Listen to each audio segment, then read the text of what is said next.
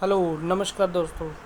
हाँ, आज मैं करण वाले लेके आया हूँ। वही हमारा चैप्टर जो नाइन्थ का चल रहा था, मैटर एंड आवर सराउंडिंग्स का सेकंड पार्ट। चलो शुरू करते हैं। देखो हमने गैसियस स्टेट तक पढ़ लिया था। कहाँ तक? गैसियस स्टेट तक। क्या थी हमारी गैसियस स्टेट?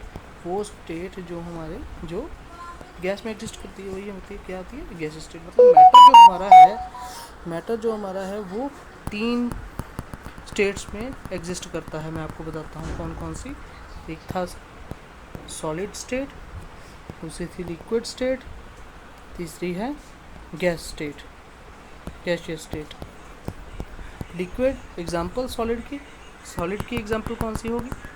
हम लेके चलते हैं सॉलिड की, जैसे would, liquid is water and gas is nitrogen, oxygen, कोई भी गैस ले लो। तो देखो आज हम पढ़ेंगे मैटर और उसकी स्टेट्स कौन कौन सी होती हैं। वही सॉलिड, लिक्विड और गैस। सॉलिड जिसकी डेफिनेट शेप होती है, डेफिनेट वॉल्यूम होता है, उसको हम क्या बोलते हैं? सॉलिड। For example ice. फिर आता है लिक्विड, जिसकी एग्जांपल क्या है? वाटर, जो हम नॉर्मली अपने घर में यूज़ करते हैं, वाटर। फिर आता है हमारी गैस, वो है वेपर्स। चलो एक क्वेश्चन है, जैसे वो वाला कौन सा सब्सटेंस है जो तीनों स्टेट्स में एग्जिस्ट करता है? कि सिर्फ एक ही सब्सटेंस जो तीनों स्टेट्स में एग्जिस्ट करता है, वो है हमारा वाटर। वाटर हमारा ऑल थ्री स्टेट्स में एग्जिस्ट करता है, ऑल थ्री स्टेट्स में एग्जिस्ट करता है। जैसे अगर हम उसको फ्रीज कर देंगे तो वो बन जाएगा आइस। अगर हम उसको थोड़ी सी टेम्परेचर प्रोवाइड कर देंगे तो वो बन जाएगा वाटर। और अगर फर्दर हम टेम्परेचर प्रोवाइड कर देंगे तो वो क्या बन जाएगा? वेपर, गैस फॉर्म में। ओके, तो क्वेश्चन अराइज होता है कि what happened when matter changes it's state and how it happened. वो क्या होता है जब मैटर अपनी स्टेट्स को चेंज करता है, और ये जो चेंजिंग ऑफ स्टेट्स है ये होता कैसे? ये हम ना एक एक्टिविटी से समझेंगे। जैसे एक पेज लेंगे, यहाँ पे मैंने क्या किया, एक मिनट, यहाँ पे मैं ये स्टैंड बना लिया एक मैंने। यहाँ पे एक बीकर रख दिया, बीकर में मैं रख रहा हूँ आइस। यहाँ नीचे मैंने बना दिया बर्नर। ये क्या है? बर्नर। ये है हमारा बीकर, ये है आइस, ये है हमारा स्टैंड। देखो जब हम टेम्परेचर नॉर्मल रखेंगे, पहले तो जब टेम्परेचर हमने अभी वो बर्नर को जलाया नहीं है, पहले ऐसे ही पड़ा, तो हमारी आइस क्या रहेगी? ऐसी पड़ी रहेगी। कुछ टाइम बाद वो सराउंडिंग्स के से थोड़ी सी एनर्जी अपने अंदर एब्जॉर्ब करके वाटर में चेंज जाएगी, वो अलग बात है। थोड़ी सी टेम्परेचर को बढ़ा रहे हैं यहाँ पे। टेम्परेचर को जब हमने बढ़ाया तो हमारी जो आइस के अंदर जो बॉन्डिंग होती है, बॉन्डिंग जो अट्रैक्शन फोर्सेस होती हैं, कौन सी? अट्रैक्शन फोर्सेस, उसके जो बॉन्ड्स हैं वो ब्रेक होने शुरू हो जाएंगे, जिससे इसके पार्टिकल्स में क्या आ जाएगी? बहुत ज़्यादा डिस्टेंस आ जाएगा। डिस्टेंस आने से क्या होगा? इनकी काइनेटिक एनर्जी बढ़ेगी। काइनेटिक एनर्जी बढ़ने से क्या होगा? ये इसकी एक फॉर्म चेंज होकर किस में आ जाएगी? लिक्विड में आ जाएगी, जो हमारा आइस क्या बन जाएगा? वाटर बन जाएगा। फिर फर्दर हम टेम्परेचर को रेज़ करेंगे, टेम्परेचर को रेज़ किया तो जो हमारा लिक्विड बना है उसमें फिर क्या होगा? जो काइनेटिक एनर्जी है वो और ज़्यादा बढ़ जाएगी। उनकी पार्टिकल्स की काइनेटिक एनर्जी बढ़ेगी तो उनका टेम्परेचर बढ़ेगा। टेम्परेचर बढ़ने से क्या होगा? वो इवेपोरेट होना शुरू हो जाएंगे, जिसे हम क्या बोलते हैं? वेपर स्टेट और गैसियस स्टेट। तो ये तीनों चीज़ें हैं। पिछले पेज पे जाते हैं। ये जो तीनों चीज़ें हैं, ये हमारी एक्टिविटी क्या शो करती है कि जैसे अगर हम सॉलिड को थोड़ा सा टेम्परेचर प्रोवाइड करेंगे तो वो लिक्विड बन जाएगा। लिक्विड को हम थोड़ा सा और ज़्यादा टेम्परेचर प्रोवाइड करेंगे तो वो क्या बन जाएगा? हमारा सॉलिड बन जाएगा, गैस बन जाएगा। ठीक है, हमारे इस एक्टिविटी में हमारे जो इंपॉर्टेंट पॉइंट्स थे वो कौन कौन से हैं? जैसे सबसे पहला पॉइंट है मेल्टिंग पॉइंट। मेल्टिंग पॉइंट क्या कह रहा है? Stage reach when a solid melts and converted into liquid that temperature और point is called a melting point. वो वाला पॉइंट, जैसे वो वाला point at which solid begins to melt is called a melting point, is called a melting point। Okay, तो as we increases the temperature, जब हम temperature को increase करते हैं मैटर का, तो सॉलिड की जो किनेटिक एनर्जी की, पार्टिकल्स की किनेटिक एनर्जी होती है वो इंक्रीज होती है, जो हमारे उनके अंदर की अट्रैक्टिव फोर्सेस को क्या कर देती है, ब्रेक कर देती है, जिससे वो लिक्विड में कन्वर्ट हो जाते हैं। तो हमारा जो मेल्टिंग पॉइंट है आइस का वो क्या है, 273.16 केल्विन्स। क्या है, 273.16 केल्विन्स। आगे आती है एक और पॉइंट आता है latent heat. What is the latent heat? देखो, जब हम किसी भी जैसे जब हम आइस को टेम्परेचर प्रोवाइड करते हैं, एक्चुअली आइस का जो टेम्परेचर होता है वो इंक्रीज़ नहीं करता, जो आइस का टेम्परेचर है वो इंक्रीज़ नहीं करता। जो ये जो टेम्परेचर एब्जॉर्ब करती है आइस, ये जो आइस होती है, ये जो टेम्परेचर हम इसको प्रोवाइड करते हैं, ये इसके अट्रैक्शन फोर्सेस को ओवरकम करने में लग जाता है। किसमें लग जाता है? अट्रैक्शन फोर्सेस को ओवरकम। जब ये टेम्परेचर और एनर्जी इन अट्रैक्शन फोर्सेस को क्या कर लेता है, ओवरकम कर लेता है, उसके बाद ही हमारी जो आइस है वो लिक्विड में या वाटर में कन्वर्ट होनी स्टार्ट हो जाती है। ओके, तो ये जो हीट होती है इसे हम क्या बोलते हैं, लेटेंट हीट।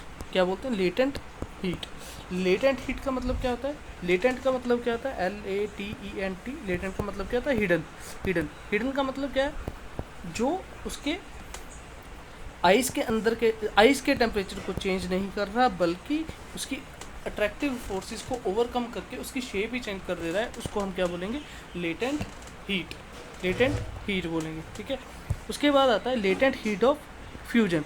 वो क्या होता है? वो वाला टेम्परेचर जिसके ऊपर हमारा 1 kg ऑफ सॉलिड कन्वर्ट हो जाता है किसमें? 1 kg ऑफ सॉलिड हमारा कन्वर्ट हो जाता है किसमें? लिक्विड में। उसे हम क्या बोलते हैं? लेटेंट हीट ऑफ फ्यूजन बोलते हैं। क्या बोलते हैं? Latent heat of fusion. इसके बाद एक चीज़ है,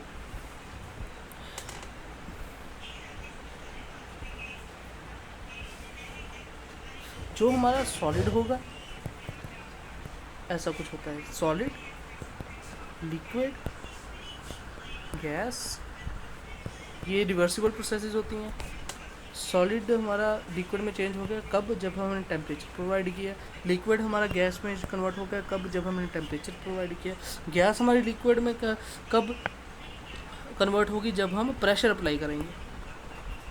लिक्विड हमारा सॉलिड में कब चेंज होगा? जब हम प्रेशर अप्लाई करेंगे। ओके, देन चलो आगे स्टार्ट करते हैं। इसमें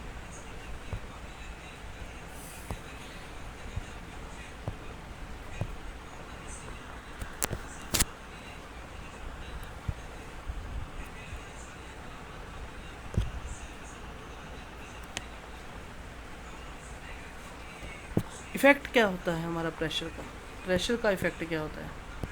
देखो, if we apply pressure on a gas in beaker with piston, then the particles of gas come closer to change its state to liquid. देखो, सपोज करो हमने 3 बीकर ले लिए, तीनों में क्या भर दी हमने? गैस भर दी। सपोज करो ये एक पिस्टन है, ठीक है। 3 बीकर छोड़ो, चलो हम एक ही लेते हैं।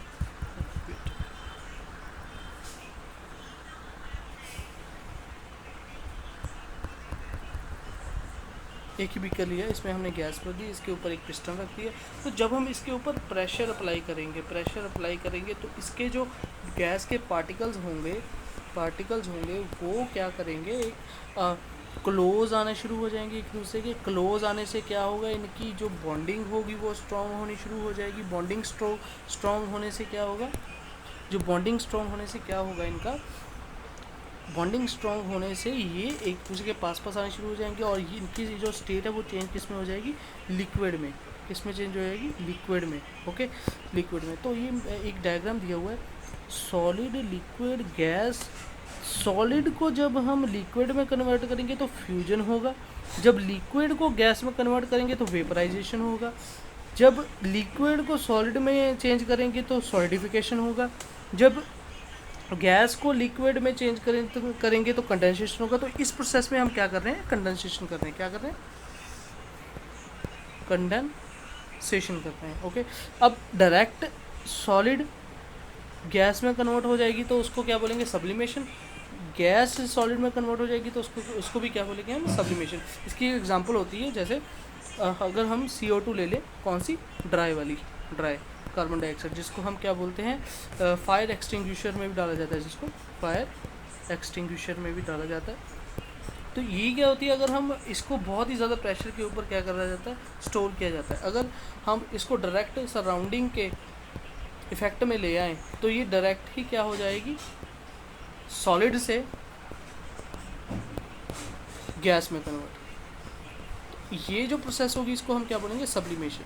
एक और चीज़ होती है, जैसे लेटेंट हीट ऑफ फ्यूजन होता है वैसे ही लेटेंट हीट ऑफ इवेपोरेशन भी होता है।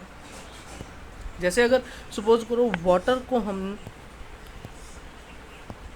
हीट प्रोवाइड कर रहे हैं टू गेट द वेपर्स, तो ये जो हमारा वाटर का टेम्परेचर है ये क्या होगा, इसका चेंज नहीं होगा, पर ये जो वाटर है ये हीट को एब्जॉर्ब करेगा। क्या करने के लिए, अपने अंदर की अट्रैक्टिव फोर्सेस को ओवरकम करने के लिए।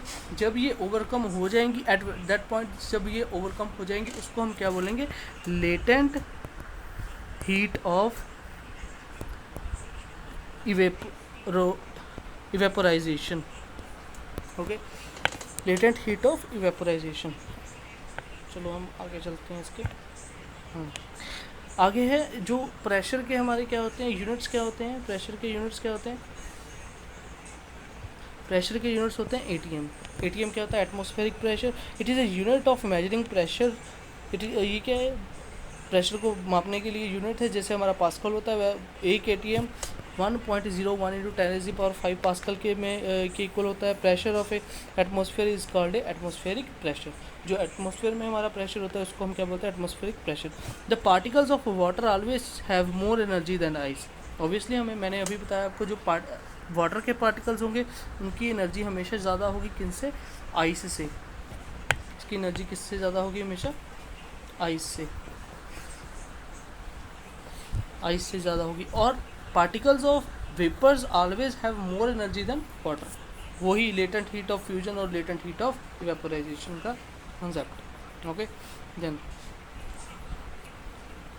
अगर हम जो हमारा केल्विन होता है, केल्विन सपोज करो, केल्विन होता है जो हमारा केल्विन, ये हमारा बेसिक फंडामेंटल यूनिट है किसका, टेम्परेचर का।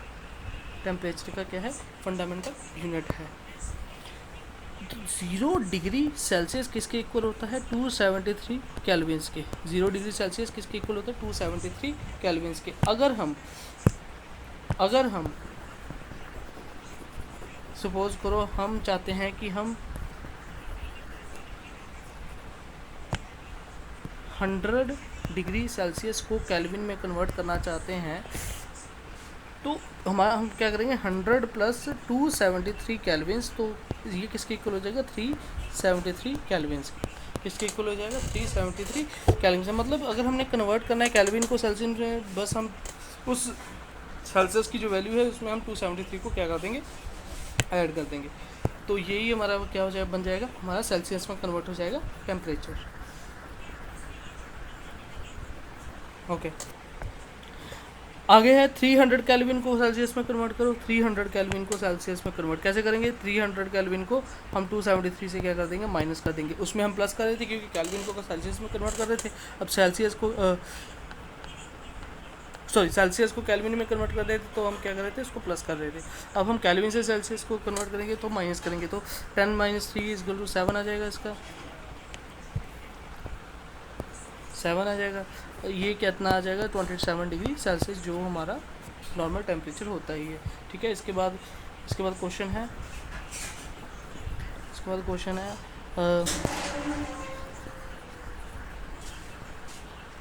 573 केल्विन को सेल्सियस में चेंज करो। 573 केल्विन को, 573 को अब हम क्या कर देंगे 273 से माइनस कर देंगे, तो हमारा क्या आ जाएगा 300 केल्विन्स। तो क्या आ जाएगा 300 केल्विन्स।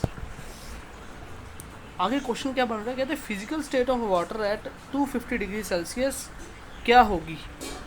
अगर हम 250 डिग्री सेल्सियस अप्लाई करेंगे वाटर को, तो उसकी फिजिकल स्टेट क्या होगी। ऑब्वियसली गैस, कौन सी होगी, गैस। क्यों, क्योंकि जो वाटर होता है उसका जो बॉइलिंग पॉइंट होता है वो क्या होता है 100 डिग्री सेल्सियस। तो ऑब्वियसली अगर 250 डिग्री सेल्सियस हमें दिया हुआ है, तो वो कौन सी स्टेट होगी, हमारी गैस स्टेट हो जाएगी। आगे क्वेश्चन है, why does the temperature remain constant during the change of state. Obviously मैंने आपको बताया है लेटेंट हीट ऑफ फ्यूजन का concept, latent heat of fusion का कंसेप्ट और लेटेंट हीट ऑफ फ्यूजन का कंसेप्ट और लेटेंट हीट ऑफ इवेपोराइजेशन का कंसेप्ट। क्यों, जैसे वाटर का हमारा टेम्परेचर तो चेंज ही नहीं होगा, वो जो टेम्परेचर गेन करेगा अपनी फोर्सेस को तोड़ने के लिए गेन करेगा, तो उनका जो टेम्परेचर रहेगा वो हमेशा कांस्टेंट ही रहेगा। ओके, तो आगे हम अगली स्लाइड पे चलते हैं।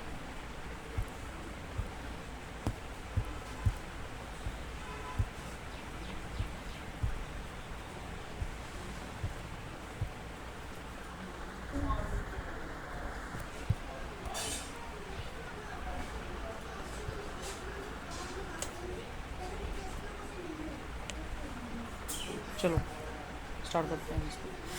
आगे है इवेपोरेशन क्या होता है। इवेपोरेशन क्या होता है, वो प्रोसेस जिसमें वाटर हमारा गैसियस स्टेट में कन्वर्ट होना शुरू हो जाता है before melting point, before boiling point. और बॉइलिंग पॉइंट क्या होता है हमारा, boiling point is the point at which our liquid begins to boil, और लिक्विड बिगिंस टू बॉयल। तो ये जो इवेपोरेशन है, इसको कौन कौन से फैक्टर्स इफेक्ट करते हैं ये हम पढ़ेंगे। सबसे पहला फैक्टर कौन सा है, लार्जर सरफेस एरिया। देखो, जितना ज़्यादा किसी भी चीज़ का सरफेस एरिया ज़्यादा होगा, उतना वो टेम्परेचर को गेन करेगा, जितना वो टेम्परेचर को गेन करेगा उतनी ज़्यादा उसकी क्या होगी, इवेपोराइजेशन होगी। इसकी एग्जांपल क्या है, हमारे घर में जब हम कपड़े सुखाते हैं तो वो क्या करते हैं, हम उनके एक के ऊपर एक नहीं डालते, हम उनको क्या करते हैं बिखेर के डालते हैं, ताकि उनका सरफेस एरिया क्या हो जाए, इंक्रीज़ हो जाए, जिससे वो जल्दी सूख हो जाए। तो अगला कौन सा है, इंक्रीज़ इन टेम्परेचर।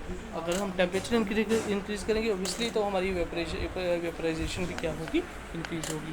तो अगला क्या है, डिक्रीज़ इन ह्यूमिडिटी। ह्यूमिडिटी क्या होती है, what is humidity. What is humidity? Humidity is the collection of water plus air. तो हमारी जो उमस जिसको हम हिंदी में बोलते हैं वो होती है हमारी ह्यूमिडिटी। ओके, तो अगर हम ह्यूमिडिटी को डिक्रीज़ कर देंगे ऑब्वियसली हमारी वेपोराइजेशन क्या हो जाएगी, इंक्रीज़ हो जाएगी। क्यों, क्योंकि ह्यूमिडिटी की वजह से एयर में हमारी क्या होता है, वाटर पार्टिकल्स होते हैं, वो जब हम डिक्रीज़ कर देंगे तो हमारी वेपोराइजेशन भी क्या हो जाएगी, इंक्रीज़ हो जाएगी। तो आगे क्या है, आगे है point, how does evaporation cause cooling. Evaporation cooling कैसे बढ़ाती है। जब हम देखो, सपोज करो घड़े होते हैं ना हमारे घड़ों में अगर हम लिक्विड डाल के रख देते हैं तो वो ठंडा रहता है। वो एक्चुअली कंसेप्ट वही है। अगर हम लिक्विड को ओपन वेसल में डाल देंगे तो जो हमारा लिक्विड होगा वो हमारी सराउंडिंग से क्या करने लगेगा, एनर्जी गेन करने लगेगा। एनर्जी गेन करने की वजह से क्या होगा, वो इवेपोरेट होना शुरू हो जाएगा। और जब वो इवेपोरेट होगा वो अपनी सरफेस को क्या कर देगा, अपनी सरफेस को क्या छोड़ जाएगा, ठंडी सरफेस छोड़ जाएगा। अगर हम इसके एक एग्जांपल है, अगर हम एसीटोन को अपने हाथ में ले लें तो जो हमारा एसीटोन होता है वो क्या करता है, हमारे पाम से, हाथ से एनर्जी लेके इवेपोरेट होता है और हमारे हाथ को क्या कर देता है, ठंडा कर देता है। ओके, अगला क्वेश्चन क्या है, why does we wear cotton clothes in summer. Cotton cloth क्यों पहनते हैं, वही बात है जो जब हमें पसीना आता है गर्मियों में, अब वो क्या होता है सराउंडिंग से हमारे जो बॉडी है वो सराउंडिंग से एनर्जी लेती है। एनर्जी लेने की वजह से जो हमारा पसीना होता है वो सूखने लग जाता है, ठीक है, इवेपोरेट होने शुरू हो जाता है। इवेपोरेट होने से क्या होता है, वो जब हम कॉटन क्लोथ्स डालते हैं तो कॉटन क्लोथ्स की एब्जॉर्प्शन पावर क्या होती है, बहुत ज़्यादा होती है। तो वो क्या करता है, इवेपोरेट हो रहे स्वेट को अपने अंदर एब्जॉर्ब कर लेता है। एब्जॉर्ब करने से क्या होता है, वो जो क्लोथ्स होते हैं वो ठंडे हो जाते हैं, जिससे हमें बहुत ज़्यादा ठंडक पहुंचती है। ओके, चलो ये तो हो गया हमारा। आगे करते हैं, आगे करते हैं।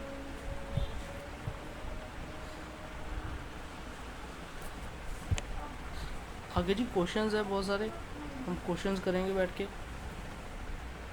अगर आपको क्वेश्चंस करेंगे, देखो सबसे पहला question,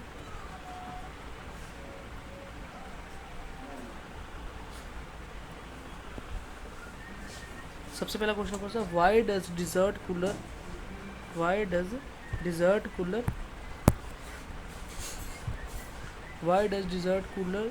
cool better in hot dry area. वही हमारा कॉन्सेप्ट कंसेप्ट है इसमें है इवेपोराइजेशन वाला कि जब वो क्या होता है, सराउंडिंग से एनर्जी, जो वाटर होता है सराउंडिंग से एनर्जी लेता है। एनर्जी लेने के बाद वो क्या करता है, इवेपोरेट होना शुरू हो जाता है और अपनी सरफेस को क्या कर देता है, ठंडा करके चला जाता है, जिससे वो डिज़र्ट कूलर होता है वो अच्छे से ठंडी हवा देना शुरू कर देता है। अगला क्वेश्चन क्या है, how does the water kept in earthen pot. वही घड़े में अगर हम रखेंगे पानी को तो ठंडा क्यों रहता है, वही वो सराउंडिंग से अपनी ले लेता है, सराउंडिंग से क्या ले लेता है, अपनी एनर्जी लेता है, एवेपोरेट होता है और अपनी सरफेस को क्या कर देता है, ठंडा कर देता है। यही इसका भी रीज़न है। अगला क्वेश्चन क्या है, वही पाम हमारा ठंडा क्यों लगता है अगर हम पेट्रोल या एसीटोन या परफ्यूम को अपने हाथ के ऊपर रखते हैं। वही बात कि वो अपनी सरफेस को एवेपोरेट होते होते अपने जो सरफेस होती है उसको ठंडा करके चले जाते हैं। अगला ये इंपॉर्टेंट सबसे क्वेश्चन है ये वाला, why are we able to sip hot tea और milk faster from saucer than cup. Cup में जब हम चाय और कॉफ़ी पीते हैं तो हमें बहुत ज़्यादा गर्म लगता है और जल्दी बहुत टाइम लगता है। अगर हम सॉसर से पियेंगे तो वही काम हमारा क्या हो जाता है, जल्दी हो जाता है। क्योंकि सॉसर जो होता है ना, सॉसर उसका जो एरिया होता है वो लार्ज होता है। अगर एरिया लार्ज होगा तो इवेपोरेशन भी ज़्यादा होगा। इवेपोरेशन अगर ज़्यादा होगा तो जो हमारा इवेपोरेट होते टाइम क्या करेगा, बहुत ज़्यादा ठंडक छोड़ जाएगा अपनी सरफेस पे, जिससे हम हॉट टी और मिल्क को भी जल्दी जल्दी पी सकते हैं। पर जो उसका केस होता है हमारा कप का, वो इससे उल्टा केस होता है, क्योंकि उसका एरिया बहुत कम होता है, जिससे इवेपोरेशन कम होता है तो वो सरफेस पे इतनी ज़्यादा ठंडक छोड़ नहीं पाता। तो इसलिए हम उसमें इसमें चाय और दूध जल्दी से नहीं पी सकते। चलो, मैं होप कर रहा हूँ कि आपको ये सारा समझ आया होगा। अगले लेक्चर में हम इसके क्वेश्चंस करेंगे, बहुत ज़्यादा इंपॉर्टेंट क्वेश्चंस करेंगे जो आते ही हैं एग्ज़ाम में, वो वाले कंसेप्चुअल क्वेश्चंस ही करेंगे ज़्यादा इसमें। Okay, thank you. Like share and subscribe my channel quality education academy. अगर आपको कोई क्वेरी होगी, नीचे डिस्क्रिप्शन में नंबर दिया हुआ है, आप उस पर मुझे मैसेज कर सकते हैं और कमेंट करिए और ज़्यादा से ज़्यादा शेयर करिए। Thank you.